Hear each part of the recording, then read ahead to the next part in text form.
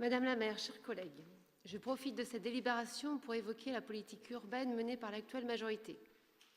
La récente publication dans les pages de Ouest France du projet privé relatif à la construction d'un immeuble sur une partie de l'hôtel-restaurant Le Coq Gateby, si elle a estomaqué les riverains, a aussi ému plus d'un Rennais. On nous a certes habitués ces dernières années à quelques audacieuses architectures cubiques et colorées qui fleurissent sur les grands axes, sans que la nécessaire insertion dans le paysage soit véritablement une préoccupation pour les élus en charge de l'urbanisme. Qu'un habitat vétuste et sans intérêt patrimonial ou historique soit remplacé par un collectif BBC qui va permettre de loger dignement des familles, on ne peut que s'en réjouir. Mais la question que nous posons, et dont le projet Le Coq Gateby est l'illustration saisissante, est celle de savoir si la densification urbaine doit se faire au complet détriment du patrimoine historique, et ce, sous la signature d'un élu rennais. Il suffit aussi de prendre connaissance du projet graphique et de la projection de l'ensemble pour comprendre que la richesse patrimoniale et historique de certains bâtiments compte peu, peut-être ne compte-t-elle pas du tout d'ailleurs, quand on égrène la liste des démolitions aveugles de bâtiments qui ont été autorisés, souvent sans aucune concertation. Car à Rennes, c'est comme ça. Au périmètre sauvegardé, comme son nom l'indique, on ne touche pas, mais au-delà, point de salut. Le concept de reconstruction de la ville doit-il se faire dans l'ignorance totale de l'histoire d'une cité? Bien sûr que non.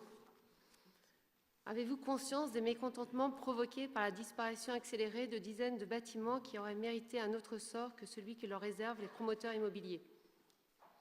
Bâtiments qui n'ont malheureusement pas la chance de bénéficier d'une protection administrative quelconque et auxquels dès lors les pelleteuses peuvent s'attaquer sans réserve. Sans être passéiste, une politique urbaine équilibrée ne pourrait-elle pas intégrer une dose de bon sens historique et patrimonial à l'heure où l'architecture moderne se dit être l'expression d'une culture? Au même titre que nous croyons pouvoir vivre en intelligence, n'est-il pas temps de construire en intelligence? Ne nous cachons pas derrière les poncifs habituels, c'est l'identité rennaise qui est en cause. Beaucoup de citoyens sont aujourd'hui remontés par cette politique urbanistique qui nie de façon systématique le passé industriel, historique et architectural de notre ville. À l'heure où chacun est en capacité d'admettre que l'histoire est une donnée essentielle de la vie des individus, il serait temps de bien comprendre que l'environnement citadin doit s'imprégner de cette histoire quotidienne qui s'exprime aussi dans l'urbanisme et la sauvegarde du bâti. On nous dira sans doute que le bâtiment cité en exemple ne présente aucun caractère esthétique. Peut-être, quoiqu'il s'agisse d'un avis qui n'engage que l'architecte intéressé à l'obtention du permis. Mais le problème n'est pas là. Au-delà du caractère esthétique, il y a surtout le témoignage d'une vie passée, celle de nos aînés, rennais aussi, que nous effaçons du même coup en démolissant les quelques édifices qui les ont vus vivre. Cette politique de l'effacement est une erreur.